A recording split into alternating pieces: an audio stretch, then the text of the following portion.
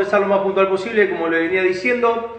La idea de hoy es que, bueno, con los compañeros, producto de esta cuarentena, queremos brindar entrevistas, como se está haciendo en muchos lugares, de muchas áreas, de deporte, de cultura, de educación, de salud, hacer una entrevista así en vivo en Instagram, aprovechando un poco la tecnología.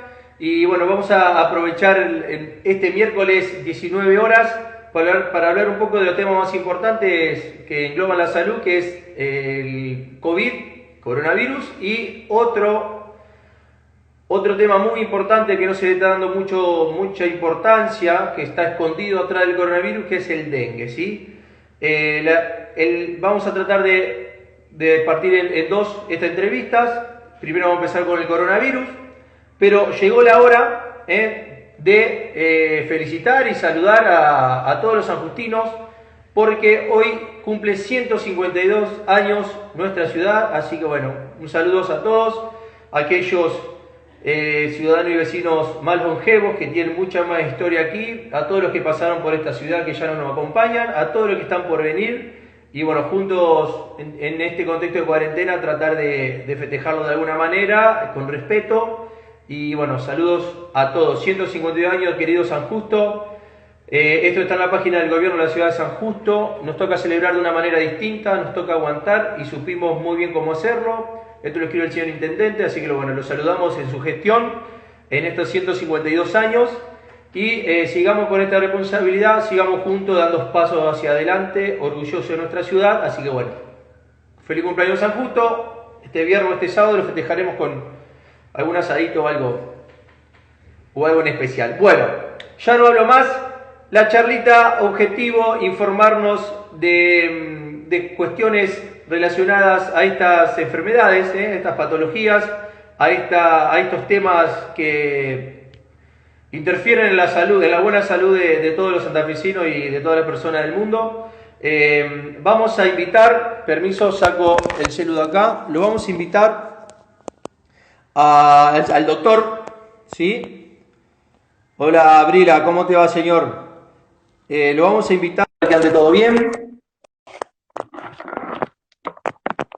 Y ya vamos a arrancar.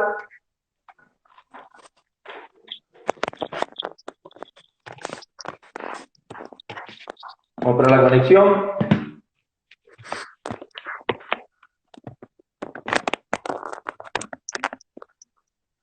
Ahí estamos. Vamos a esperar la conexión con Matías. Y bueno, primer paso va a ser que se presente, así que bueno, vamos a esperar con la conexión. Gracias a todos por acompañar esta iniciativa. Vamos a ver después, dentro de 15 días más o menos, si podemos hacer otra entrevista con otro tema. Es interesante la parte económica, la economía provincial. Es interesante todo lo que es educación y cultura también en esta situación de dar clases a través de la tecnología. Vamos a ver si se puede conectar Mariano. Acá tengo el WhatsApp abierto en la compu.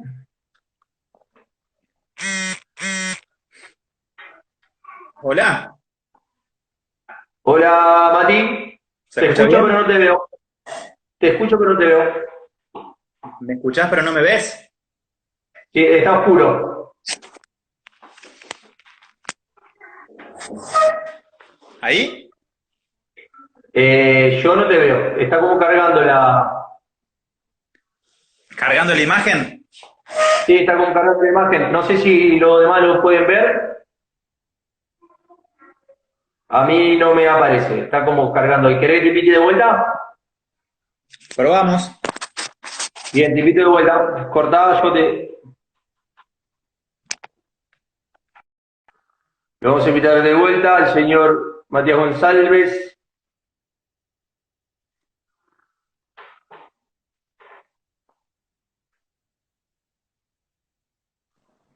Fíjate acá, ahí está el señor Matías.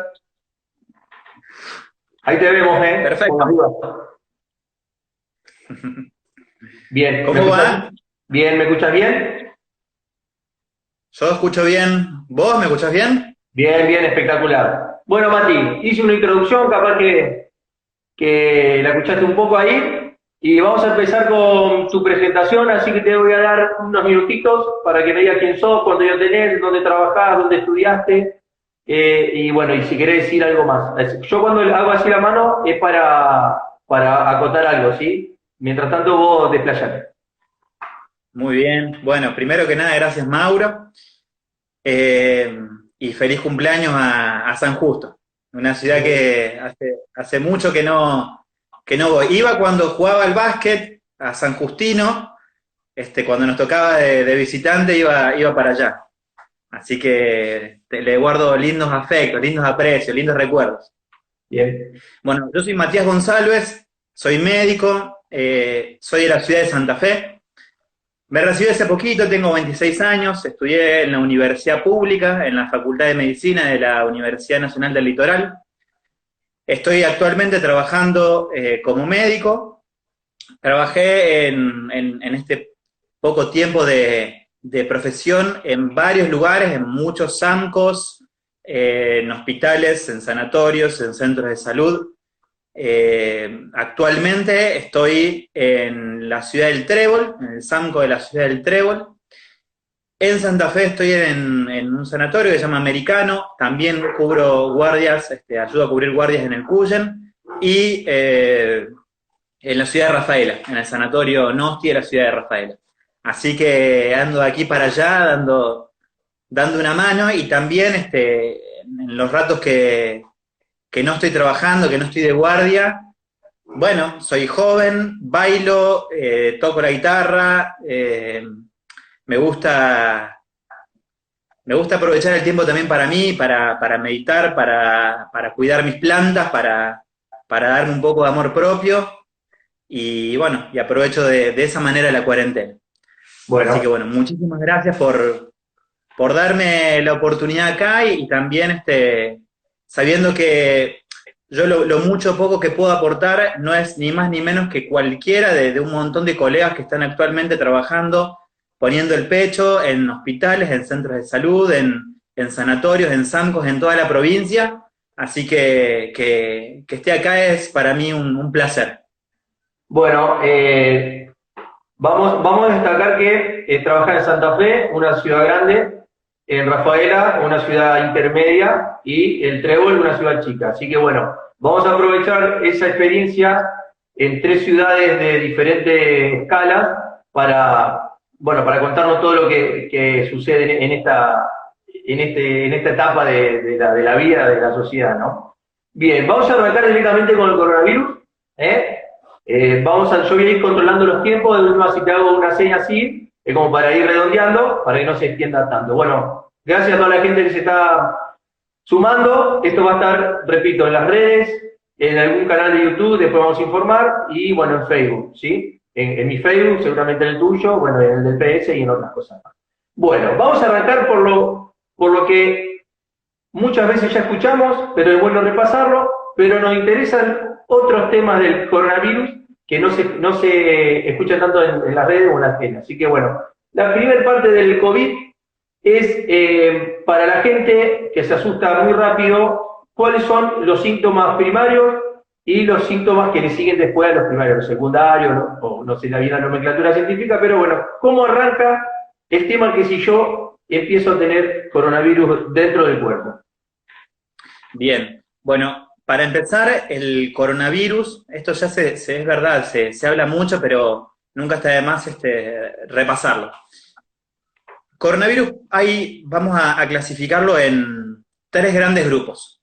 Un primer grupo que son los pacientes asintomáticos, es decir, que tienen la infección. En medicina hablamos de infección y hablamos de enfermedad porque son dos cosas diferentes.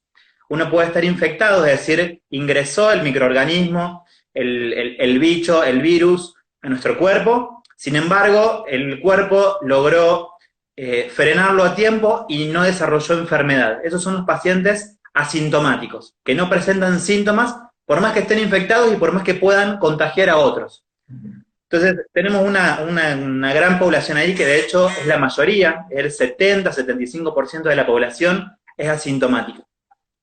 Tenemos, por otro lado, los pacientes que son sintomáticos leves, ¿sí? Que pueden presentar desde un simple resfrío, un síndrome febril, un estado gripal, ¿sí? Pero que no compromete los signos vitales, no compromete los valores de gases en sangre, no compromete nuestra vida, ¿estamos? Y que por lo tanto no son personas que se van a hospitalizar, ¿sí? De ahí los síntomas es un gran abanico, ¿sí? Va desde síntomas leves, una fiebre, un dolor de cabeza, un poco de dolor en el cuerpo, puede aparecer ahí también tos, catarro, dificultad para respirar, ¿sí? Y también se han visto, después de diferentes estudios que se han hecho en el mundo, se han visto dos nuevos síntomas que aparecen a veces y que no se entiende muy bien qué es, porque tos es algo que todo el mundo sabe lo que es. Sin embargo, aparece anosmia o disgeusia, ¿sí? Que son dos términos que relatan de alteraciones de diferentes sentidos. Anosmia son alteraciones en el sentido del olfato, y disgeusia, alteraciones en el sentido del gusto. De pronto empezamos a o no oler bien, o oler raro, o lo mismo que pasa con el gusto, ¿sí? Son síntomas que se vinculan directamente con una afección del virus, pero no necesariamente eso significa que comprometa nuestra vida. Y después tenemos un tercer grupo de pacientes, que son los pacientes que desarrollan enfermedad grave, que habitualmente se ha visto en el mundo, no siempre, pero habitualmente son pacientes que tienen factores de riesgo asociados para desarrollar enfermedad grave. ¿Estamos? Tienen EPOC, tienen problemas cardíacos, respiratorios, diabetes, inmunosupresión, porque tienen artritis reumatoidea, o VIH, o son pacientes oncológicos y demás. Esos pacientes pueden infectarse y rápidamente progresar mal la enfermedad, ¿sí? Y entrar con dificultad respiratoria, incluso, bueno, son pacientes que se hospitalizan y que pueden llegar a unidades de terapia intensiva. Bien. Entonces, los síntomas, los de tercera edad, por eso hay que tener cuidado con los sexagenarios, porque son más, son más débiles, digamos, ante el virus. exactamente. Son los pacientes adultos, mayores de 60, 65 años, son pacientes en población de riesgo. Esto no significa que desarrollen sí o sí enfermedad, ni que la enfermedad que desarrollen sea grave. Pero sí son personas que tenemos que tener un poco más de cuidado. ¿Por qué? Porque se ha visto, según estadísticas que se han hecho en el mundo, que tienen mayor propensión que otras personas a desarrollar enfermedad grave. Bien. Entonces, básicamente, desde que arrancó la pandemia hasta ahora se han hecho diferentes clasificaciones de casos sospechosos.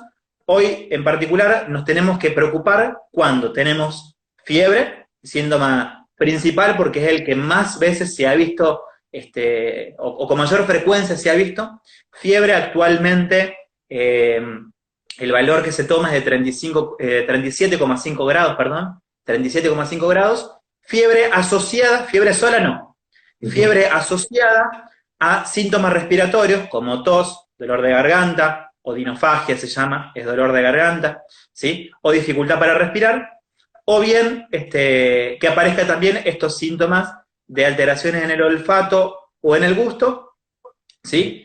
Eso en general, y después en ciudades donde hay circulación del virus, hay que tener un poco más de precaución con cualquier clínica que está compatible con una neumonía. Pero básicamente, y para que lo tengamos bien claro, fiebre asociado a síntomas respiratorios, tenemos que tener un poco más de precaución. ¿Y eso significa enloquecerse y ir a las guardias a preguntar? No. Significa estar atentos, tratar de aislarnos, cuidar a las personas que tenemos más cercano a nosotros. Si tenemos que ir a trabajar, pedir permiso para no ir. Si tenemos que convivir con personas adultas o adultos mayores, tratar de aislarnos dentro de nuestra propia casa, en algún cuarto aislados, y llamar al 0800 o al 107, según la ciudad, para avisar que tenemos estos síntomas, para dar aviso al sistema de salud, y que a partir de ahí se evalúe si hace falta un hisopado, si no hace falta un hisopado, si nos dan pautas de alarma por teléfono, o si es necesario, efectivamente, asistir a un centro de salud de baja, mediana o alta complejidad para ser atendido, para que lo vea un profesional de la salud. Sí, mira, lo que pasa, bueno, acá en San Justo y muchas veces, que la gente se siente con fiebre, va y le dice, bueno, la misma guardia, le dice, bueno, volvete a tu casa, y es como que ahí se ponen se ponen, bueno, locos por decir, o se ponen muy nerviosos. Dice, no, pero fui, no me dieron importancia. Bueno, ¿cómo se explicaría eso de decirle a la gente, bueno, si vas con fiebre y dicen que te vuelvas a tu casa, no es para ponerse nervioso ni no te brindaron importancia? ¿Podés explicarlo más o menos? Sí, sí, y porque aparte esto, imagínate que yo lo veo todo el tiempo. Eh, Estamos acostumbrados a asistir a las guardias a cualquier hora, en cualquier momento, que nos den una medicación, porque estamos acostumbrados a eso, a que si no nos dan una medicación, entonces no nos atendieron bien o algo por el estilo, y que nos den una respuesta de qué es lo que tenemos. Y lo cierto es que en el marco de una pandemia nosotros tenemos que tratar de estar en contacto lo menos posible con lugares y personas, pero con lugares donde hay o donde pueda haber circulación del virus. Indudablemente, todos entendemos que los hospitales, los centros de salud, los sanatorios, son lugares donde puede haber circulación del virus, de ese o de algún otro, ¿sí? Entonces, hay que tratar de estar en contacto lo menos posible. Que el personal médico te manda a la casa no significa que te está descuidando. Que no te dé una medicación no significa que te está descuidando. ¿Por qué? Primero porque, como cualquier virus, no hay antibiótico que sirva para el virus, ¿sí? Los antibióticos sirven para bacterias, para parásitos, para otros bichos, pero no para los virus. Y tampoco hay un tratamiento, un antiviral específico para coronavirus, ni hay una vacuna. Por lo tanto, estar tiempo en la guardia es perder tiempo vos y exponerte vos. Es decir, el virus, este coronavirus, nosotros lo vamos a buscar. Tenemos que evitar que eso ocurra. Entonces, si vas a una guardia y te evalúa un profesional de la salud y evalúa que no está en riesgo tu vida, no significa que no puedas tener el virus. Lo podemos llegar a tener, sin embargo, es mucho mejor para vos estar en tu casa, aislado, cuidadito, protegiéndote de los síntomas y tratando de no contagiar a otras personas, que estar tiempo en una guardia que te dejen en observación o lo que fuera. Entonces, no hay que enojarse con eso, son situaciones particulares, ya volverán, cuando pase la pandemia, las consultas donde se podrá hacer una radiografía, dar un tratamiento cuando sea necesario. Sin embargo, ahora hay que entender que el menor tiempo posible que estemos expuestos es mejor para nosotros, en primer lugar, y para el resto, en segundo lugar.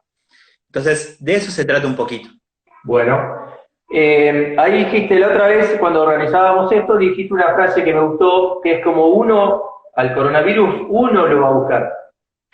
Que hay enfermedades que te buscan a vos, pero el COVID es como que vos lo vas a buscar. ¿Cómo puedes explicar esa frase, que es algo que simplifica un poco el tema de la cuarentena? El coronavirus no es un virus coronavirus es en realidad un término que habla de una familia de muchos virus. Se descubre este nuevo virus, que se interpreta como un nuevo virus, no se sabe bien si ya estaba antes, no, hay muchas teorías al respecto, pero se interpreta como un virus nuevo que aparece en primer lugar en China, o mejor dicho, se escribe, se detecta y se informa en primer lugar en China, ¿sí? Y no era un virus que haya circulación acá nacional.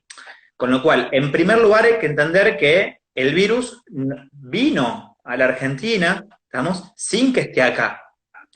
El virus es un virus que tiene como cualquier virus, sí, no viaja volando, tiene alas y entra al interior de nuestros hogares.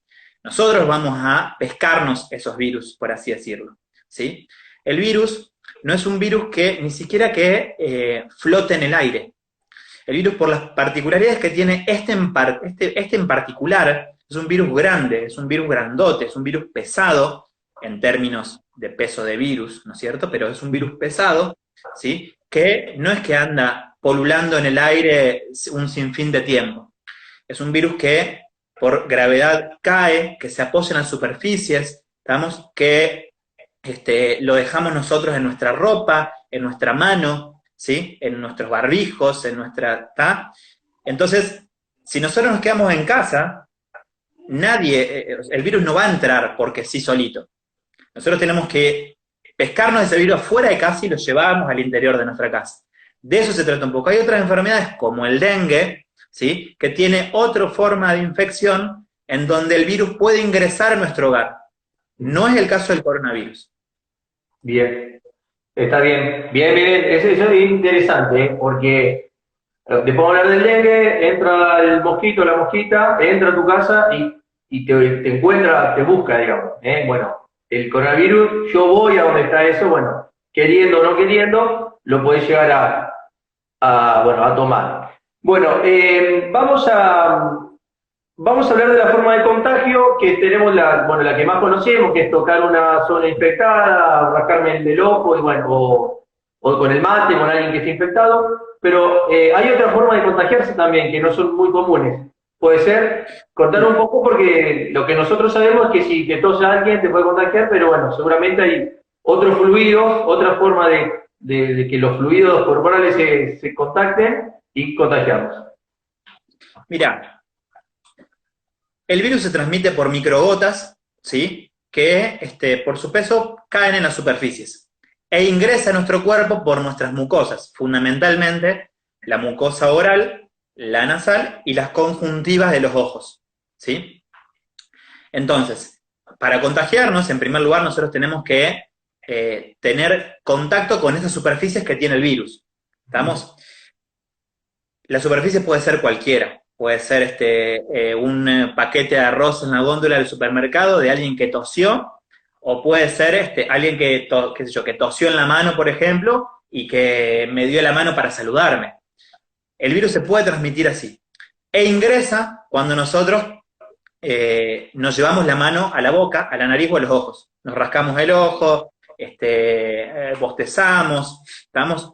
Y obviamente nos lavamos previamente las manos para eliminar ese virus. Entonces, esa es la forma habitual y de hecho es la que en ampliamente mayor porcentaje uno se infecta de coronavirus. Ahora también han habido algunas observaciones en esto, digamos, los chinos y los europeos están mucho más avanzados porque en términos, digamos, de investigación y de observaciones, porque hace más rato que lo tienen al virus dando vuelta. Y han visto en algunos casos donde ha habido infección del virus de forma fecal-oral. ¿Qué significa esto? Que el virus a veces puede transmitirse a través de la materia fecal, y uno, si por ahí tiene contacto con materia fecal y se lleva, sin previamente lavado, se lleva la mano a la boca, sin querer, ¿sí? Se puede contagiar también. Vos me dirás, pero ¿quién se va a llevar la mano con caca a la boca? Claro, eso obviamente nadie lo haría.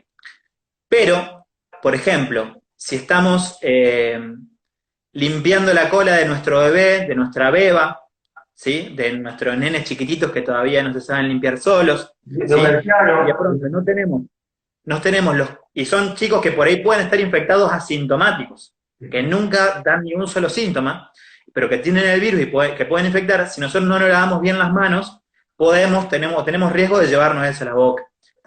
Sea esto en nuestra casa, qué sé yo, en centros de salud, internados, donde fuera. Entonces, cuando hablamos de prevención de la infección, hablamos de métodos de barrera, ¿sí? Porque todavía no tenemos vacuna, que podría ser otra forma de prevenir el virus, o de prevenir la enfermedad, mejor dicho.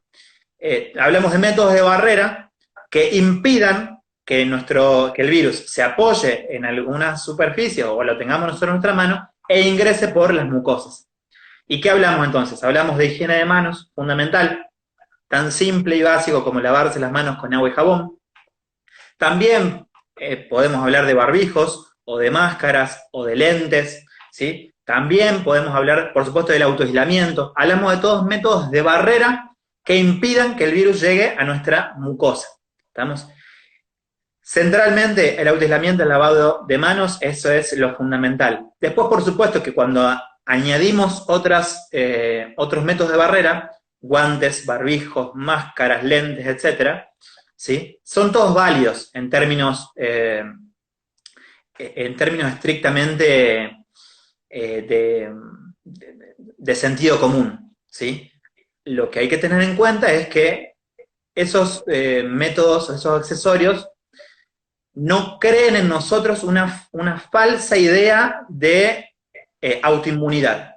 O sea, no hay que creer que por tener un barbijo, entonces yo ya soy inmune al virus y no lo voy a tener. Porque el barbijo, si me lo pongo, me lo saco mal, me llevo el virus a la mano.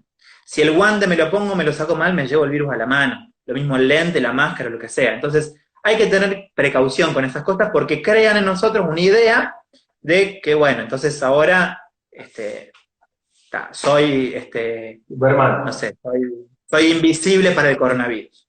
Bueno, le quiero decir a la gente que pueden preguntar en los comentarios cualquier duda, porque la idea de esto es sacarnos las dudas. El que tiene mi WhatsApp me puede escribir al WhatsApp alguna pregunta, y si no, acá directamente en el en vivo. Ahí el amigo Guille quería preguntar algo. Sí, Guille, si querés escribir al WhatsApp o acá en este vivo, pueden preguntar lo que ustedes quieran, que para eso estamos haciendo esta entrevista. Bueno, vamos a tocar, vamos a tener 10 minutos más de COVID. Quiero que hables un ratito de, por ejemplo, esta emergencia, sin una planificación o políticas de salud, sería una catástrofe como pasó en muchos países en Europa, o en el mundo. Como médico, dentro de un sistema de salud, quiero que me cuentes más o menos la importancia del gobierno, del Estado, de políticas, a la hora de tratar estos temas, ¿sí? Porque está la prevención, está en la parte de curar a los que están enfermos, y bueno, y hay otras cuestiones que como médico seguramente se me escapan a mí de las manos, y después terminar con una experiencia personal, porque la realidad de Santa Fe, la del amigo aquel Trébol, que la de Rafaela, vos adentro de un hospital, en esta cuarentena, con gente que viene, ¿qué experiencia tenés? ¿Qué pensás? ¿Ese tiene coronavirus? ¿Ese no? Bueno, yo sé que debe ser algo así. Y después vamos a ir a una parte de final, un bonus track, pero bueno, política de salud y experiencia personal. Bien.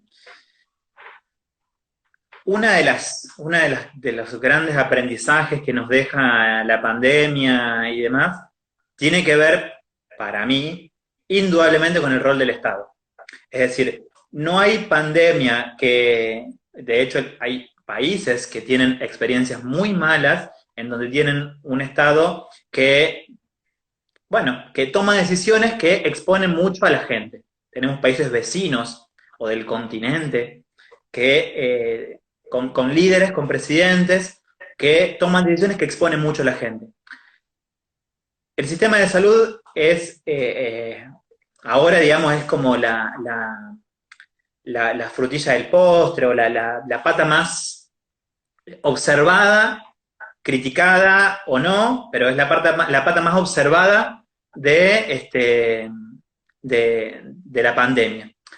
Cuando hablamos de políticas de Estado, cuando hablamos de un Estado presente, no solamente tenemos que hablar de cómo nos preparamos para una pandemia, cómo se define un caso sospechoso, cómo hacemos para administrar los recursos que tenemos, para tener un plan nacional, provincial o municipal, para cuando llegue o no llegue el virus y qué hacemos y demás. No solamente tenemos que hablar de la salud, ni de la salud sola, ni de la salud en términos físicos biológicos. ¿Por qué? Porque en realidad la pandemia tiene un montón de aristas que afectan a la población. Hablamos de la salud física, hablamos de la salud mental, hablamos de la economía, hablamos de los proyectos personales, hablamos de las fuentes de trabajo, hablamos de un montón de cosas. Entonces la regulación del Estado ahí es central, no solamente en términos de salud.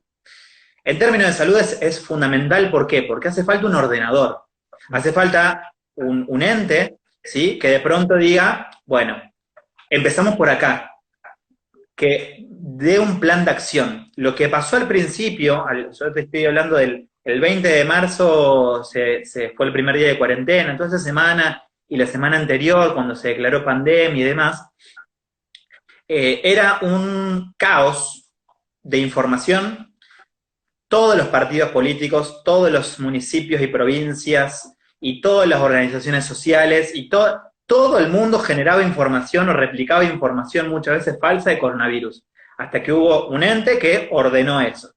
Todos los sanatorios, SAMCOS, centros de salud, hospitales y demás, empezaron a armar protocolos internos y tratar de competir a ver quién agarraba antes la máscara, quién compraba antes el respirador o quién, hasta que hubo un ordenamiento de eso.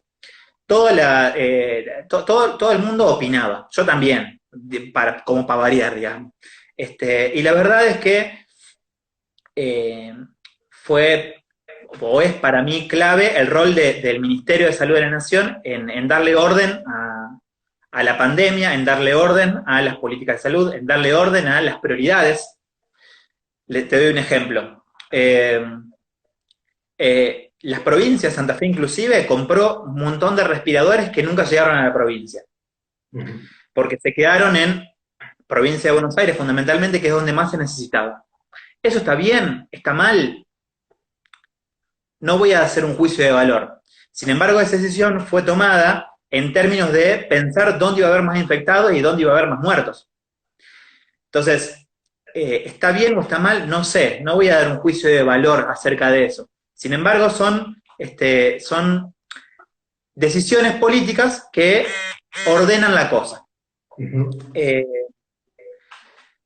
Entonces, el rol del Ministerio de Salud de la Nación es fundamental. Después, hay mucha diferencia en las provincias en cuanto a los roles de los gobiernos locales, de los gobiernos provinciales.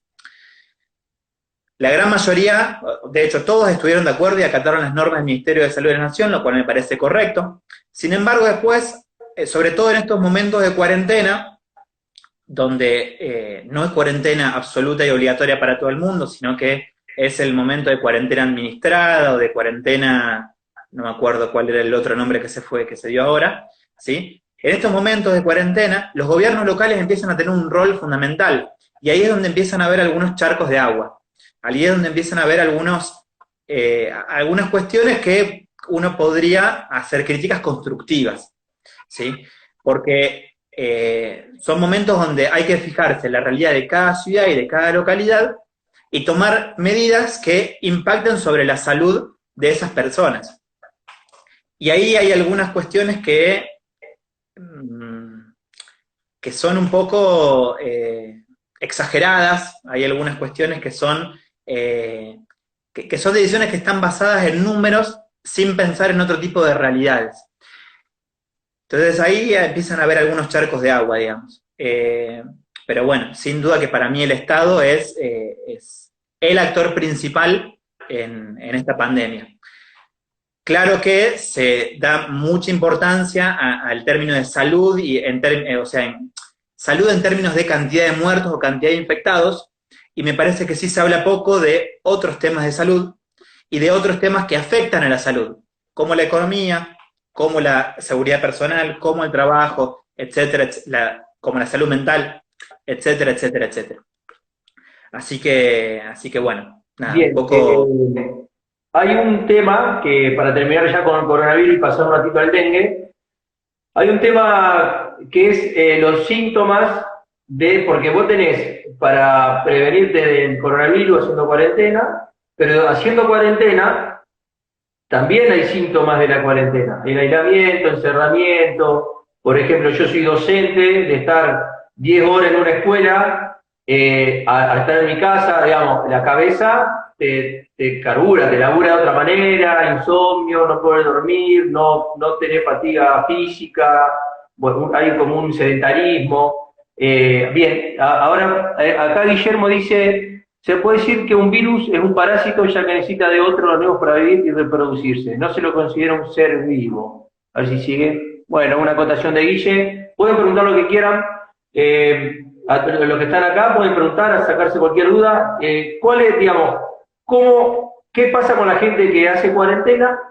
¿Qué síntomas, qué enfermedades pueden surgir? Porque, bueno, yo me siento distinto, y como muchas otras personas que estaban con un ritmo de vida muy acelerado, bueno, la cuarentena te frena. Bien, una acotación nomás para Guille, gracias por el comentario, está buenísimo que participen. un virus no es un parásito, son bichos diferentes, pero sí es verdad que no es un ser vivo. De hecho, por eso los antibióticos no sirven para los virus. Cierro eso y la cuarentena, porque en realidad nosotros vamos a empezar a estudiar la pandemia mucho después de que pase la pandemia, como pasa con todas las enfermedades y sobre todo las enfermedades nuevas. Hay un montón de cosas que se van descubriendo o que se van analizando mucho tiempo después, porque la vamos viviendo en simultáneo. Yo, por ejemplo, actualmente estoy viendo muchísimas consultas en la guardia por síntomas que tienen que ver con la ansiedad, que tienen que ver con la angustia, que tienen que ver con los lutos que se fueron dando en la cuarentena. Empieza a haber un montón de gente que consulta en las guardias por síntomas que son psicosomáticos, ¿sí? Es decir, síntomas donde el cuerpo somatiza algo que no tiene que ver necesariamente con algo que esté pasando al resto de los órganos del cuerpo, sino que le está pasando en nuestra psiquis, en nuestra salud mental.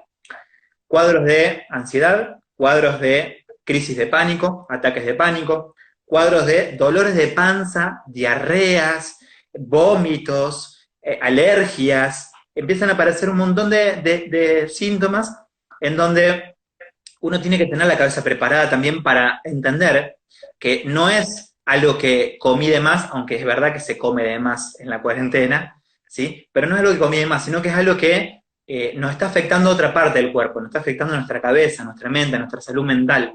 Uno tiene que ser muy perceptivo a eso, porque aparte, esas cosas no van a solucionarse con una pastilla, van a solucionarse con otro tipo de terapéutica. Salud no es solamente dar una pastillita y con eso se cura todo. Entonces hay que entender mucho. Uno de los flagelos que tenemos en la cuarentena para mí es el poco trabajo interdisciplinario con otras áreas de la salud. Ejemplo, la salud mental. Porque donde nosotros aprendamos a identificar eso y a entender que nosotros los médicos no estamos capacitados necesariamente para eso, y no todo se soluciona con una pastillita, vamos a empezar a atender la salud de otra manera. Se va a solucionar eso con otro tipo de terapéutica, con otro tipo de alimentación, con otro tipo de ejercicios, ¿sí? No necesariamente con pastillitas. Entonces, síntomas de la cuarentena, y hay un montón, depende de la persona, ¿sí? Mucho yo he visto estos cuadros de ansiedad, de soledad, he visto abuelas y abuelos que no está indicado que vayan a los hospitales o a los centros de salud porque se pueden exponer y sin embargo van porque necesitan hablar con alguien. Inventan en su cabeza, estas son interpretaciones según, o sea, después de un examen físico, de una anamnesis, después de un montón no es que estoy hablando de esto porque se me ocurra a mí, pero terminan siendo personas súper sanas que no tienen ningún signo médico ni síntoma que sea compatible con una enfermedad biológica, ¿sí? Y sin embargo van a consultar igual porque a veces necesitan hablar con alguien, y vos les prestaste 10 minutos de atención, 15 minutos, y te dicen, doctor, ¿sabe qué? No me duele más la panza. Y se van. Bien. Entonces hay un montón de esas cosas. Ni que hablar todas las cosas que van a aparecer después de la cuarentena. La cantidad de pacientes que van a aparecer con síntomas gastrointestinales nuevos. Gastritis, gastroenteritis,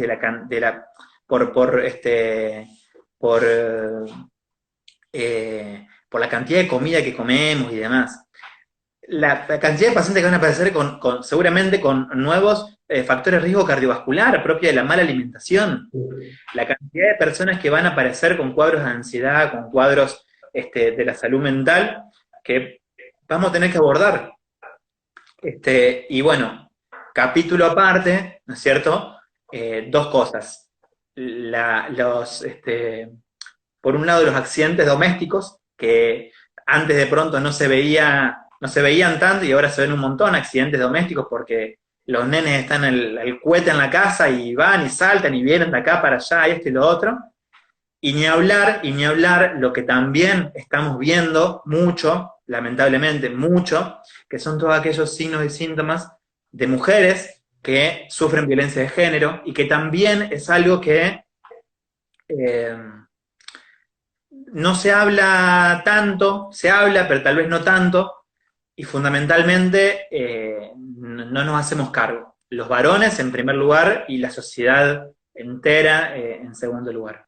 Entonces, esto también son flagelos de la pandemia, de la cuarentena, o mejor dicho, no de la pandemia y la cuarentena, pero sí son flagelos que se ven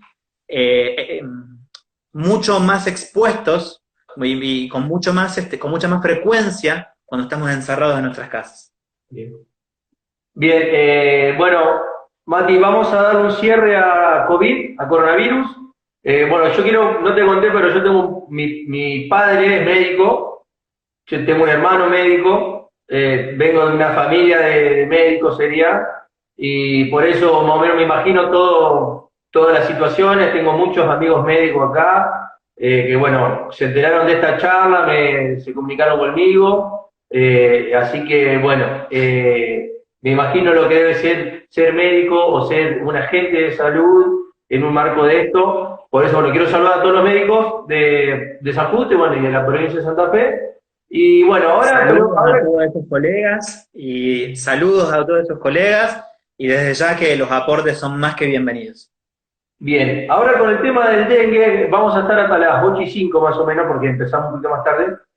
Yo quiero ser un poco más dramático en el dengue, porque creo que así como nos alertamos en el coronavirus, yo quiero que empezar con el punto B que te mandé, del guión, el nivel de peligrosidad del dengue, porque yo creo que ya con el dengue hay que tomarlo en serio. Esto es cuando una noticia tapa otra, bueno, el dengue es algo que está apareciendo en Santa Fe, lo va a explicar mejor vos, después de muchos años de no tener caso, empezaron a tener caso el dengue. Yo tengo una doctora compañera que la saludo, que es Brenda Ramos, que hace unos años hizo un hermoso trabajo con prevención del dengue, que bueno, la saludo, que me escribió, y la verdad que hay que tomarse muy en serio. Yo acá con mi señora personalmente, estamos recorriendo todo, digamos, quiero estos 20 minutos hablar del dengue y empezar por la peligrosidad del dengue. Bueno, el dengue es otro virus que se vio un poco opacado por el coronavirus, pero que sin duda es un flagelo en nuestra provincia, más aún en estos tiempos. Nosotros tenemos en la provincia de Santa Fe muchos más infectados de dengue que de coronavirus, muchos más enfermos de dengue que de coronavirus, e incluso ya tenemos muertos por dengue, que es algo que nosotros no veníamos teniendo en la provincia. Es decir, sí. Y en coronavirus, digamos, no falleció nadie, pero por fallecieron dengue, dos personas. Dos personas. Fallecieron Bien. dos personas, pero eran dos personas también con factores de riesgo en otra situación. Pero dengue no es el primer año que tenemos dengue en la provincia, sin embargo es el primer año que tenemos muertos, o por lo menos el año pasado y el anterior no se habían registrado, no se habían informado. Y aparte tenemos, por primera vez también, diferentes serotipos del virus del dengue, de la misma enfermedad, diferentes tipos de dengue dando vuelta en la provincia, que era algo que tampoco se veía en años anteriores. Y el dengue, en algunas personas, en las personas que desarrollan enfermedad grave, y por lo menos según los informes del Ministerio de Salud de la Nación, ¿sí?, puede llegar a tener una mortalidad de entre el 30 y el 50% en casos severos. Entonces, es una mortalidad muy alta. Por supuesto, no para todo el mundo, como el coronavirus, pero la mortalidad para casos severos, para algunas personas y en situaciones severas, es una mortalidad muy alta la del dengue. Y es una enfermedad que efectivamente, yo comparto lo que vos decís, Mauri, no se está hablando tanto. Esto, digamos, no es información oficial, es decir, el Ministerio de Salud de la provincia no lo dijo oficialmente, sin embargo, en términos estadísticos, estamos atravesando una epidemia de dengue en la provincia, definida estrictamente, digamos, desde lo bioestadístico. Estamos atravesando una epidemia local, no es una pandemia, pero sí es una epidemia local de dengue por el aumento de casos esperables y comparados con años anteriores. Entonces, es una patología que hay que prestarle un poco más de atención. Y que a diferencia del coronavirus, que donde, digamos, el actor central es el Ministerio de Salud de la Nación que ordena, el dengue, el actor central son los gobiernos locales, provinciales, municipales, de los pueblos, comunas y demás. Entonces, ahí hay una diferencia grande, no tenemos que estar esperando que de Nación nos digan qué es lo que tenemos que hacer o cómo se define o no se define. Ahí sí, los gobiernos locales son quienes tienen la mayor responsabilidad en términos de frenar el contagio. Porque también, como el coronavirus, no tenemos una vacuna, no tenemos un tratamiento específico, no hay un antibiótico para el dengue. También tratamos al dengue de forma sintomática, es decir, calmamos los síntomas. Entonces, lo importante es frenar el contagio. Y para frenar el contagio no hace falta que Nación nos diga quédense en sus casas. Hace falta medidas locales.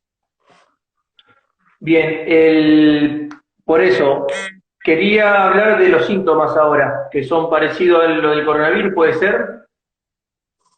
Y acá, Y ese es el problema. bueno, el Guille, a ver si puedo llegar a volver.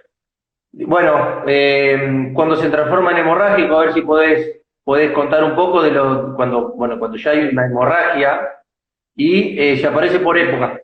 ¿Eh? Bien. Bueno, sí, hay diferentes, a ver, esto hay que entenderlo. Hay diferentes serotipos, ¿sí? Y también hay diferentes reacciones en las personas, ¿sí? No es que te pica el dengue y de pronto vos vas a desarrollar una hemorragia y te vas a morir. No. Como explicaba yo al principio, no es lo mismo estar infectado que estar enfermo, es decir, que desarrollar enfermedad, ¿sí? Muchos podemos estar infectados, ¿sí? Yo puedo estar infectado, tal vez, no contagio a nadie, pero puedo estar infectado, ¿sí? Pero no necesariamente eso significa que yo desarrolle enfermedad. Y cuando se desarrolla enfermedad, no en todas las personas la enfermedad es igual. Hay diferentes tipos, diferentes serotipos que pueden, o sea, que en donde los síntomas o el desarrollo de la enfermedad puede ser más grave o menos grave, ejemplo, el dengue hemorrágico que vos mencionabas, pero también es verdad que hay personas que de pronto pueden tener picadura por un dengue serotipo hemorrágico y que no le pase nada, o que desarrollen solamente síntomas gastrointestinales. El tema del dengue es que sí es verdad que al principio desarrolla un cuadro muy similar al coronavirus en términos de que es un síndrome febril, inespecífico, ¿sí? ¿Qué significa síndrome febril? Significa que voy a tener fiebre, que voy a tener todos los síntomas acompañantes de la fiebre, malestar general, dolor en el cuerpo, en las articulaciones, en los músculos, cansancio, falta de apetito, etcétera, etcétera, etcétera. Y después el dengue puede desarrollar otro tipo de síntomas que puede ser que también aparezca en coronavirus, ¿estamos? Pero así como el coronavirus tiene una afinidad mayor con los síntomas respiratorios, tos, dolor de garganta, dificultad para respirar, el dengue tiene una mayor afinidad, si se quiere, con síntomas gastrointestinales. Aparece dolor de panza, náuseas, vómitos, diarrea, etc. ¿Sí? Y el dengue también digamos, afecta diferentes partes de nuestro organismo, de nuestra sangre y demás. Pueden bajar los glóbulos blancos, puede bajar las plaquetas, y cuando bajan las plaquetas, depende del nivel en el que baje y depende del cuerpo de cada uno, puede desarrollar un síndrome hemorragíparo. Empiezan a desarrollar hemorragias, que a veces pueden ser pequeñas locales, manchitas en la piel, ¿sabemos? Como rojita, roja violácea y demás. O puede también desarrollar hemorragias que pueden llegar a ser pequeñas, pero visibles, como lo que se llama gingivorragia, que es un poco de sangrado por encías, ¿estamos? O epistaxis, que es sangrado por la nariz, ¿estamos? o también puede desarrollarse hemorragias que sean un poco más extensas. No estamos hablando de una hemorragia que de pronto se perfora el intestino y empieza a sangrar por todos lados, ¿sí? Pero puede desarrollarse otras hemorragias que, llegado el caso, y depende, digamos, un montón de factores, y un dengue no bien controlado, puede llegar a meternos o necesitar una cama de urgencia y demás. Y después el dengue tiene otro tipo de síntomas, como ser dolor atrás de los ojos, que se llama dolor retroocular, ¿sí? Una cefalea intensa, un dolor de cabeza muy intenso, ¿sí? En fin, pueden aparecer un montón de síntomas. ¿El coronavirus puede desarrollar todo esto? Y, qué sé yo, sí, puede ser. Sin embargo, uno piensa más en coronavirus cuando hay síntomas respiratorios y piensa más en dengue cuando hay otro tipo de síntomas en la piel o gastrointestinales, ¿sí?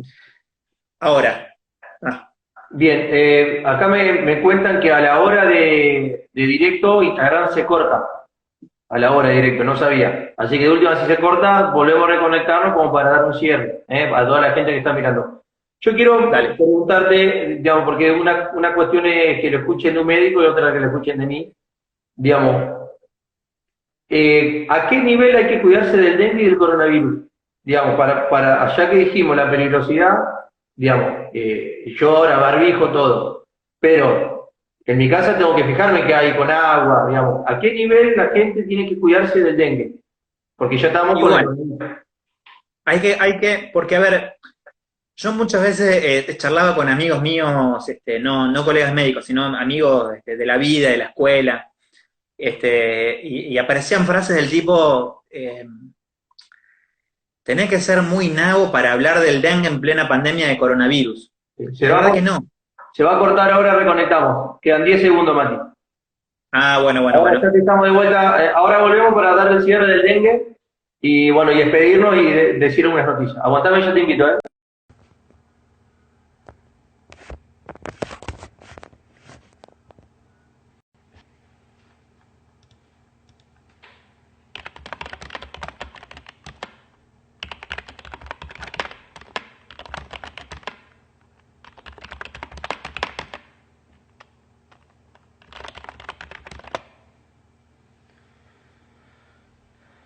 Bueno, ahí se están sumando, lo vamos a invitar a Matías cuando... Bueno, gracias por estar, muchísimas gracias. La primera entrevista creo que está saliendo todo bien. Después vamos a dar un pequeño cierre, ya vamos... empezamos a las 7 con Matías, así que vamos a tratar de respetar la hora. A ver si ya apareció Matías. Ahí está. Toqué cualquier cosa. Acá. Señor Chun, gracias por el aguante. Ahí va. Ahí está. Bien, contaba de un amigo que decía cómo va a hablar del dengue en plena pandemia. Dale, seguí un ratito. Te decía, amigos me decían, tenés que ser muy nabo para hablar del dengue en plena pandemia. Y la verdad que no. Porque es como decirte, ¿cómo vas a hablar de colesterol si hay un montón de diabetes para que te dé un infarto? Y vos tenés que trabajar con el colesterol y trabajar con la diabetes. Vos tenés que trabajar con el coronavirus y trabajar con el dengue. No es una pelea a ver qué bicho es más malo, ni qué bicho causa más muertes, ni qué bicho contagia más en el mundo. Si tenés dengue y tenés coronavirus, vos tenés que tener un plan de salud para trabajar sobre dengue y sobre coronavirus, y sobre cada una de las cosas que estén afectando la salud de la población.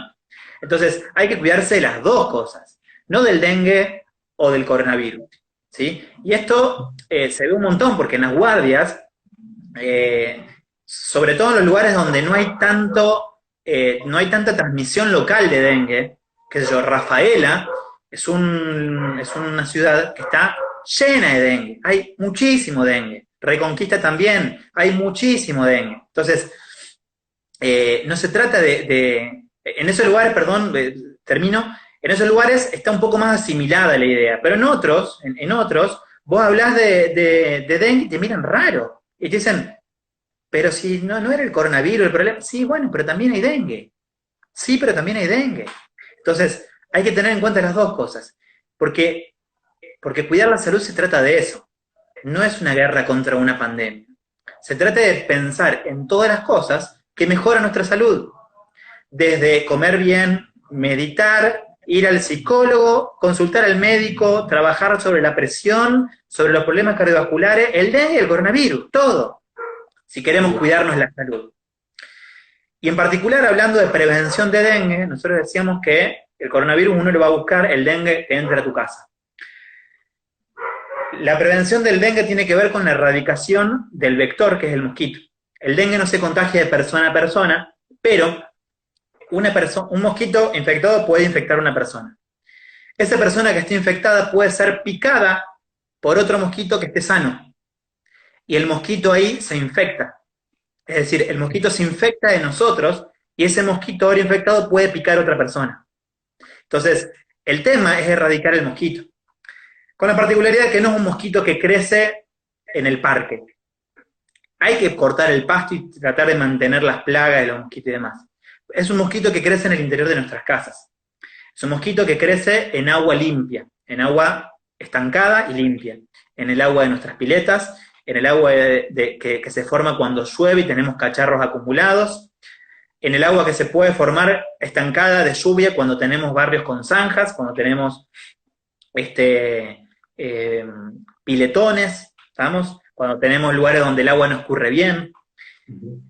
Entonces, ahí tenemos, nosotros decíamos, a diferencia del coronavirus, responsabilidades locales, responsabilidades nuestras, de los municipios, de las comunas, de la provincia, y nuestras, porque hay que ser consciente que el mosquito se puede entrar en nuestro hogar, pero también puede ir al hogar del vecino. Entonces, no se puede ser tan egoísta, hay que pensar en eso y tratar de tomar todas las medidas para erradicar al mosquito. Bien. Entonces, el descacharrado es fundamental.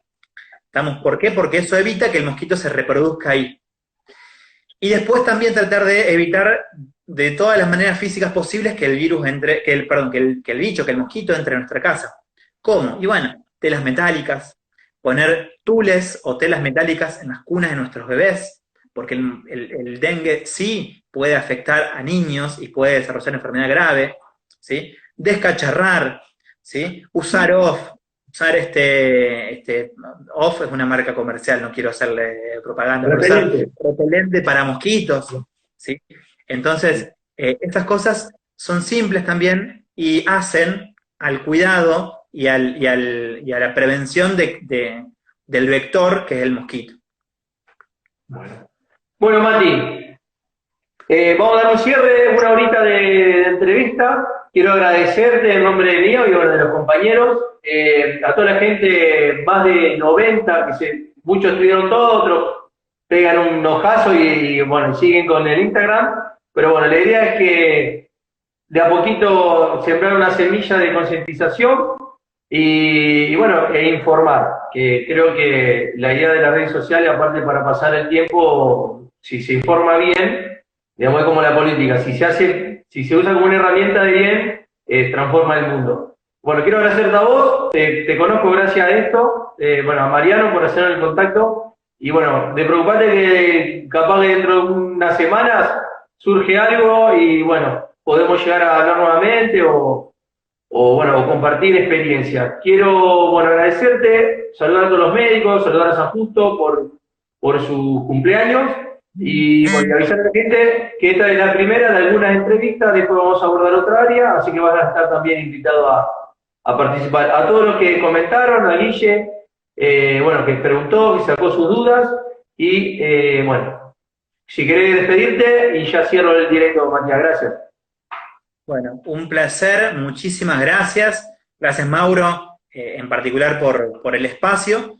La verdad que para quienes tenemos una visión de la salud progresista, la prevención es lo más importante, porque es donde más se puede hacer salud de verdad. Es donde más se puede hacer salud de verdad. La salud no es solamente un montón de antibióticos y de cosas nuevas. La salud tiene que ver con cuidar a aquellos factores que pueden afectarnos a nosotros como seres humanos de forma integral. Entonces, tener estos espacios para hablar de prevención de salud, para mí es muy importante, lo tomo como una militancia personal de la salud, así que, bueno, muchísimas gracias. Bueno, saludos a todos allá. Y bueno, nos estamos viendo en la próxima entrevista. Bueno, y buenas noches. Ahora vamos a preparar la cena seguramente. Chao, Mati. Muy bien. Adiós. Chao, chao.